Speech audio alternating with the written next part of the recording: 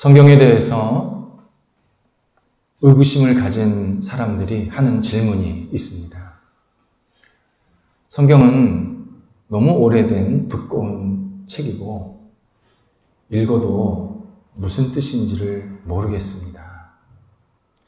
게다가 성경이 하나님의 말씀이라고 하는데 그것도 확신이 서지를 않습니다. 성경이 하나님께로부터 왔다라는 증거가 있습니까? 이런 물음입니다. 질문하신 분이 열린 마음으로 받아들인다면 한마디로 정리할 수 있습니다. 이스라엘입니다. 이스라엘은 하나님께서 선택하시고 인도하신 특별한 사람들입니다. 고대 이스라엘보다 훨씬 강력한 권력과 넓은 영토를 가지고 호령하던 나라들은 굉장히 많았습니다. 하지만 대부분 사라졌습니다. 반면 이스라엘 영토는 우리나라의 강원도 정도밖에 되지 않습니다. 그리고 그들은 수많은 고난과 흩어짐을 당했습니다. 그런데 지금 어엿하게 살아남았습니다. 그냥 살아남은 게 아닙니다. 현재 세계에서 제일 큰 영향력을 행사하시는 민족, 사람들, 유대인들입니다. 성경에는 다양한 역사적 사건과 하나님께서 베푸신 은혜, 복, 그리고 그것에 대한 감사의 고백, 각종 예언들이 등장합니다. 이 모든 것들은 모두 이스라엘 백성, 곧 유대인들에게 실제로 일어났던 일들입니다. 따라서 유대인이라는 존재 자체가 우리 앞에 있다는 것이 성경이 살아계신 하나님의 말씀이라는 강력한 증거입니다. 하나님은 성경을 통해서 비유대인인 우리에게 계속 하시는 말씀이 있습니다. 세상에는 하나님을 믿는 사람이 있고 믿지 않는 사람이 있을 수 있습니다. 그런데 하나님은 유대인을 대하셨듯이 똑같이 하나님을 믿는 사람은 구원과 복을 주시고 하나님을 믿지 않는 사람은 혼란과 멸망 그리고 사라짐을 그들에게 내릴 것이라고 지속적으로 말씀하십니다. 성경은 하나님께서 이 내용을 처음부터 끝까지 한치의 오차 없이 계속 일관되게 말씀하십니다. 하나님께서 일관되게 이러한 내용을 말씀하신다는 것, 이것은 우리에게 하나님을 신뢰할 수 있는 굉장히 중요한 근거입니다. 사람들은 변화에 대한 두려움이 있습니다. 베드로가 여기가 좋사오니 여기서 우리 제자들과 같이 사시죠. 이 말은 2000년 전 베드로만 할 수 있는 말이 아니라 우리들도 똑같습니다. 변화에 대한 불안감이 있습니다. 세상이 변하고 환경이 변하고 사람이 변하기 때문에 계속 불안합니다. 그래서 이 불안감을 경감시키기 위해서 사람들이 뭔가를 준비를 합니다. 하지만 우리가 준비한 것보다 세상의 변화는 더 빨리 일어납니다. 급변합니다. 그래서 이 변화 속에서 내가 어떻게 될지를 아무도 예측할 수가 없습니다. 뭘 준비한다고 불안감이 사라지지를 않는 겁니다. 최근에 뉴스에 사람들이 100세까지 살까봐 돈을 안 쓴답니다. 참 걱정이 앞섭니다. 한편으로는 충분히 이해가 되는데 한편으로는 참 어리석다. 살아야 사는 거지. 우리의 불안한 마음을 그대로 보여주는 거였습니다.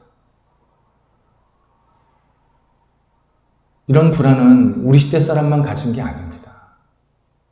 옛날 사람도 똑같이 있었습니다. 철학사에서 최초로 비관론자, 그러니까 세상을 굉장히 부정적으로 봤던 사람이 그리스 철학자 헤모클라이토스입니다. 그는 부유한 집안에서 태어났고 풍족한 도시 에베소에서 살았습니다. 당시 에베소는 지금 현대 어느 대도시 못지않게 아주 풍족한 넉넉한 도시였습니다. 근데 그렇게 살면서 자기가 그런 집안에서 태어났고 그런 환경에 살면서 늘 불안하고 불만이 많았던 겁니다. 이유는 만물이 변하고 시간이 변한다는 것을 알았기 때문입니다. 그래서 내 마음속에 계속 불안감이 끊이지 않는 겁니다. 이런 유명한 말을 합니다. 같은 강물에 2번 들어갈 수 있는 사람은 없다. 어디 도덕경에 나오는 말이 아니라 2600년 전 그리스 철학자가 한 말입니다. 물이 흘러가듯이 세상이 막 변하니까 사람이 똑같은 인생을 사는 사람도 없고 한 사람일지라도 계속 같은 인생이 되지 않는다는 겁니다. 계속 변한다는 겁니다. 그래서 이 철학자는 인생을 굉장히 우울하게 비관적으로 생각을 했습니다. 이 사람은 그리스도인이 아니었습니다. 만약에 600년 후에 태어나서 오늘 본문을 읽었다면 그는 신앙인이 되었겠다 생각이 듭니다. 바울은 본문에서 세상이 변하고 사람이 변하지만 변하지 않는 한 분이 계시는데 하나님이시다. 근데 하나님만 안 변하시는 게 아니라 하나님의 마음, 우리를, 인간을 향한 하나님의 마음이 변하시질 않는다. 그렇게 설명을 해주고 있습니다.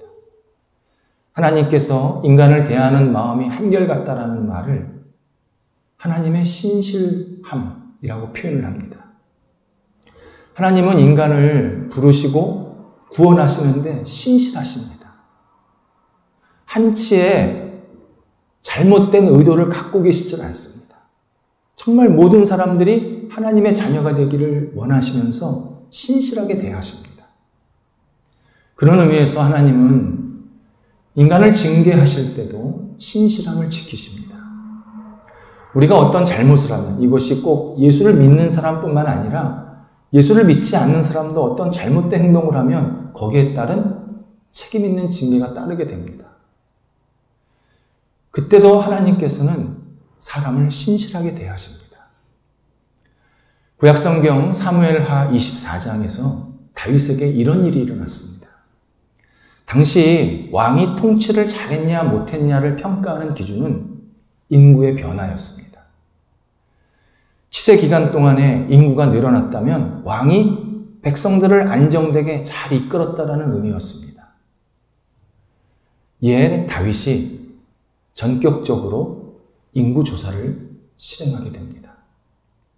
주변에 하나님의 사람들이 만류를 했지만 듣지 않았습니다. 그런데 이 인구 조사가 하나님께 심한 범죄 행위였습니다. 하나님의 은혜와 인도하심으로 다윗이 왕이 되었고 백성들을 선하게 이끌 수 있는 지혜와 능력이 있었고 그리고 이스라엘을 풍족하게 만들 수 있었는데 마치 이 모든 것이 자기의 공인 양 자기를 드러내려 했기 때문에 하나님께 큰 범죄 행위가 된 것입니다.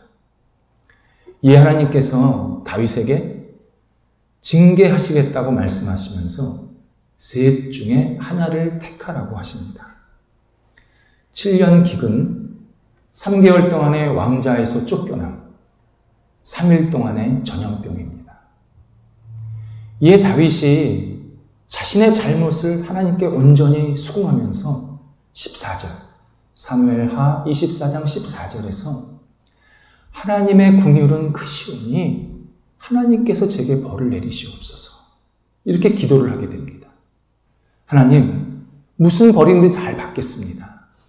그런데 하나님께서는 신실하니까 하나님의 신실하심으로 저를 징계해 주소서. 제가 그것을 다 받겠습니다. 하나님께 맡깁니다. 이렇게 기도한 겁니다.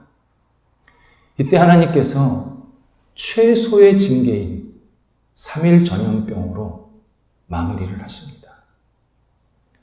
하나님은 어떤 잘못을 책망하실 때도 신실하게 책망하십니다. 히브리서 12장 6절에서 하나님은 하나님의 사랑하는 자녀를 징계하신다고 말씀합니다. 하나님께서 우리를 어떤 잘못에 대해서 책임을 물으실 때는 망하라고, 무너지라고 징계하시는 게 아닙니다. 사랑하셔서 우리를 살리시기 위해서 징계하십니다.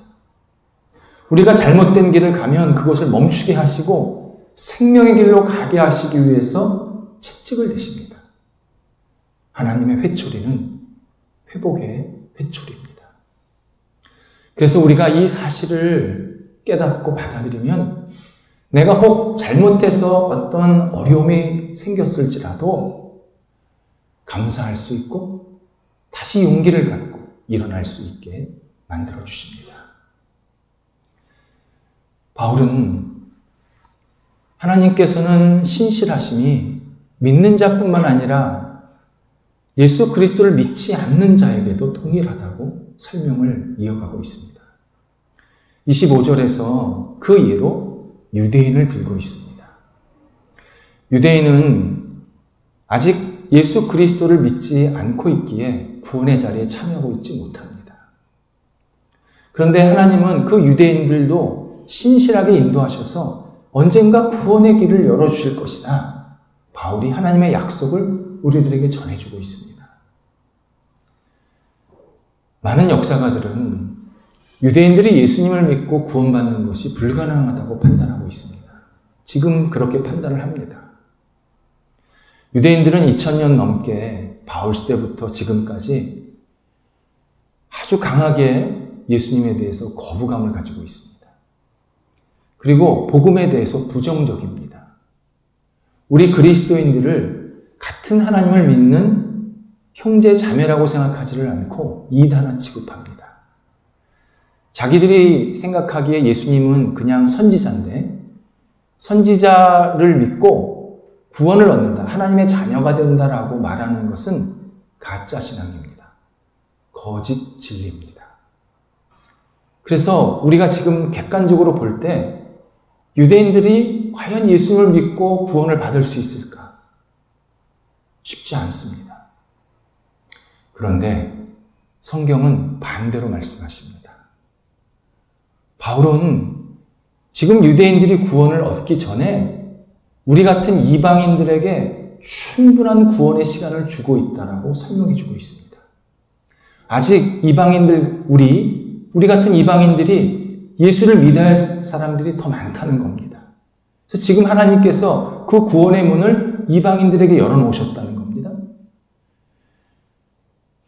그리고 때가 되면 유대인들을 구원의 길로 인도하십니다.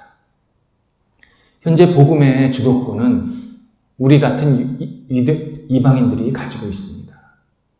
복음을 많이 받아들이고 복음을 세상에 전하는 사람들은 다 우리 같은 사람들입니다. 그런데 하나님의 때가 되면 유대인들의 구원의 잔치가 열립니다. 본문에 의하면 하나님께서 많은 수, 대다수의 유대인들을 구원의 자리로 이끌실 거라고 바울이 하나님의 계획을 우리들에게 설명해 주고 있습니다. 바울은 유대인들의 구원 모습을 신비라는 단어로 표현합니다. 신비는 인간의 이성이나 추론으로 관찰할 수 있고 설명할 수 있는 게 아닙니다. 그냥 놀라는 겁니다. 실제로 그렇습니다. 예수를 믿지 않는 사람이 예수를 믿게 되는 과정을 보면요, 누구도 논리적으로 설명이 불가능합니다. 저부터 그렇습니다. 제가 예수님을 믿게 되었다? 저는 아무리 논리적으로 설명하려야 설명할 수가 없습니다. 그냥 하나님께서 저한테 찾아오신 겁니다. 그리고 신앙의 자리로 끌고 가신 겁니다. 믿지 않는 사람이 믿는 과정을 보면 한 사람 한 사람이 다 신비입니다. 누구도 그것을 제대로 설명할 수가 없습니다. 어떻게 예수 믿게 되셨어요? 글쎄요, 그냥 믿다 보니까 그렇게 됐네요. 이게 가장 정확한 답입니다. 바울은 그래서 하나님을 믿게 되는 모든 과정은 신비이니까 하나님께서 그 구원의 일을 계속 이루어 가신다. 그 이루어 가시는 이유가 뭐냐? 신실하기 때문이다. 우리가 잘나서 우리가 지혜가 있어서 하나님을 믿게 된 게 아니라 하나님이 신실하셔서 우리를 하나님의 구원의 자리로 이끌어 가신다. 그래서 우리의 구원의 모습은 모두 신비이다. 이렇게 설명해 주고 있습니다. 이것을 바울이 30절, 32절 사이에서 하나님이 모든 사람을 긍휼히 여기신다. 이렇게 표현을 하고 있습니다. 하나님은 믿는 사람뿐만 아니라 믿지 않는 사람도 기본적으로 긍휼히 대하십니다. 긍휼히 대하셔서 그가 하나님을 알 수 있도록 계속 기회를 주시고 문을 열어놓으십니다. 사람은 하나님께 불순종하고 하나님을 거부하는 데 굉장히 익숙합니다. 그런데 하나님은 모든 사람을 긍휼히 여기시는데 익숙합니다. 그래서 오늘 본문에 인간이 하나님께 순종하지 않는다라는 단어가 불순종 4번이 나오는데 하나님께서 긍휼히 여기신다라는 단어도 4번이 나옵니다. 인간은 하나님을 계속 불순종하는 그러한 일에 반복적으로 습관적으로 하는데 하나님은 우리를 긍휼히 여기시는데 반복적으로 굉장히 적극적으로 계속 하신다. 이것을 설명해 주고 있습니다. 그런데 하나님께서 모든 사람을 긍휼히 여기신다라는 말이 모든 사람을 구원하신다라는 뜻은 아닙니다. 모든 사람에게 하나님을 알 수 있고 예수님을 믿을 수 있는 기회를 주신다. 문을 열어놓으신다. 그런 뜻입니다. 긍휼은 구원이 아닙니다. 그런데 내가 하나님의 구원을 받으려면 하나님의 긍휼이 있어야 합니다. 이유는 하나님의 긍휼이 있어야 내가 하나님을 알 수 있기 때문입니다. 믿을 수 있기 때문입니다. 내 능력으로 하나님 믿는 거 아닙니다. 하나님께서 나한테 긍휼을 베풀어 주시고 나는 그 긍휼을 기쁘게 받아들일 때 그때 예수님을 믿기 시작할 수 있습니다. 그래서 구원에 있어서 하나님의 긍휼은 절대적인 전제 조건입니다. 세상에는요, 불의한 죄인과 의로운 죄인이 있습니다. 사람은 모두 하나님 앞에서 죄성을 갖고 참 부끄러운 모습을 많이 가지고 있습니다. 예수를 믿어도 마찬가지고 예수 믿지 않은 사람은 당연히 그렇고요. 이때 어떤 사람은 나는 하나님의 긍휼이 필요 없습니다. 난 내 잘못 내가 해결할 수 있습니다. 그리고 무슨 내가 뭘 잘못했습니까? 나만 예수 안 믿습니까? 나만 이런 일 합니까? 세상 사람들이 다 예수 안 믿고 저런 일을 하는데 왜 내가 잘못했다 그럽니까? 이렇게 큰 소리 치는 사람이 있습니다. 이런 사람을 불의한 죄인이라고 표현합니다. 근데 어떤 사람은 저는 하나님의 긍휼이 필요합니다. 하나님의 긍휼로 내가 내 죄를 해결할 수 있습니다. 하나님의 긍휼이 있어야 내가 다시 일어날 수 있습니다. 이렇게 하나님의 긍휼을 기다리면서 구하고 그것을 받아들이는 사람, 이것이 의로운 죄인입니다. 예수님을 믿는 사람들은 다 의로운 죄인들입니다. 누가복음 18장에서 예수님께서 세리의 기도의 비유를 말씀하십니다. 당시 세리는 악덕 세금 징수원이었습니다. 그 당시는 로마 제국에 속해 있었기 때문에 로마가 정해놓은 세율이 있었는데 그 세율을 동족의 고통이나 어려움을 생각하지 않고 그냥 다 악착같이 걷었습니다. 그것으로 끝이 아닙니다. 이 수수료가 있지 않습니까? 세리 자신에게 주는 수수료, 그게 개인마다 다 다른 겁니다. 어떤 사람은 수수료를 20% 붙이고 어떤 사람은 10% 붙이고. 그러니까 이때 당시 이 세리는요, 거머리였습니다. 거머리. 사람이 아니었습니다. 이 세리가 성전에 나와서 하나님께 기도를 하는데 성경에서 제일 짧은 기도를 합니다. 한글 성경으로는 6어절, 원래 성경으로는 5단어입니다. 하나님, 불쌍히 여겨주옵소서. 나는 죄인입니다. 예수님께서 이 기도를 칭찬하십니다. 그리고 세리를 향해서 이 사람이 하나님께 받아들임이 되었다. 구원을 받았다. 이렇게 말씀해 주십니다. 우리가 하나님의 긍휼을 기다리고 하나님의 긍휼을 깨닫고 받아들이는 것, 그것이 진정한 하나님의 사람이 갖는 믿음의 행동입니다. 근데 바울이 오늘 더 놀라운 사실을 하나 더 알려주고 있습니다. 29절에서 하나님께서 죄인인 우리를 부르시고 사랑하시고 자녀 삼아 주시는데 후회함이 없다고 얘기합니다. 정말 감격스러운 말씀입니다. 우리는 우리 자신을 너무 잘합니다. 인간은 후회를 너무 잘합니다. 어떤 일을 하고 나면 내가 그거 왜 했지? 후회하고. 어떤 일을 하지 않으면 내가 그때 그거 왜 안 했지? 후회를 합니다.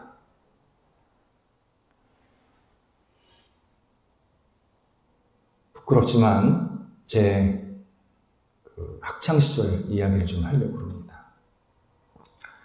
제가 학창시절 때 가끔 이렇게 학교를 일찍 가는 날이 있었습니다. 그러면 학교 앞에서 상점에서 제 친구가 마치 저를 기다렸다는 듯이 제 손을 잡고 상점에 들어갑니다. 그리고 야, 너 먹고 싶은 거 다 먹어. 그리고 막 사주는 겁니다. 그래서 제가 야, 너 뭐 좋은 일 있냐? 그렇게 물어보면 이런 얘기를 해줍니다. 자기 아버지가 어제 저녁에 술을 잔뜩 드시고 오셨답니다. 그 자기를 막 큰 소리로 부르더니 얘다 여기 있어. 그러면서 용돈을 주더라는 겁니다. 그리고 그 용돈을 받는 날, 그 다음날 아침에는 자기가 일찍 나온답니다. 이유는 아버지를 아침에 뵈면 아버지가 너 어제 내가 얼마 줬지? 꼭 물어본답니다. 그래서 얼마 주셨는데요? 그러면 당분간 용돈 가뭄이 생깁니다. 그래서 이런 일은 미연에 방지해야 된다. 빨리 다 써야 된다. 그래서 아침 일찍 친구들 기다리면서 그냥 다 사주는 겁니다. 사람은 후회의 전문가입니다.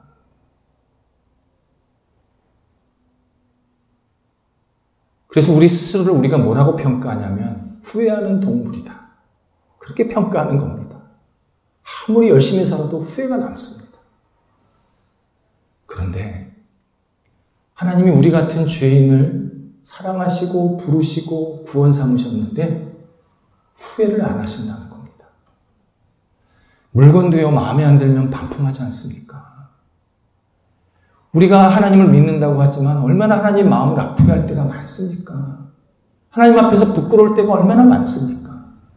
그런데 하나님은 우리가 하나님을 바라보는 이상, 하나님을 진심으로 믿는 이상 절대 후회하지 않으신다. 절대 먼저 우리를 내버리시지 않는다.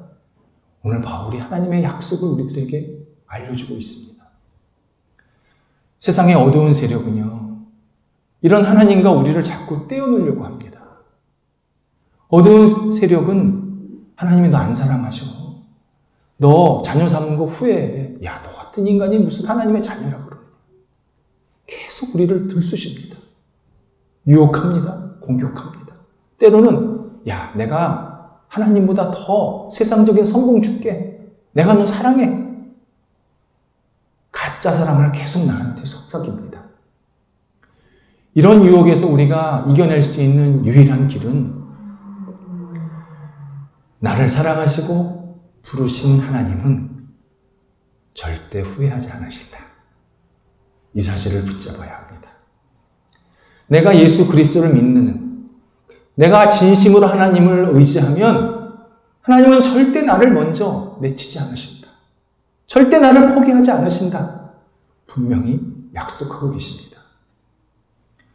근대사에서 큰 영향을 미친 인물 중에 하나가 영국의 정치가 올리버 크롬웰입니다.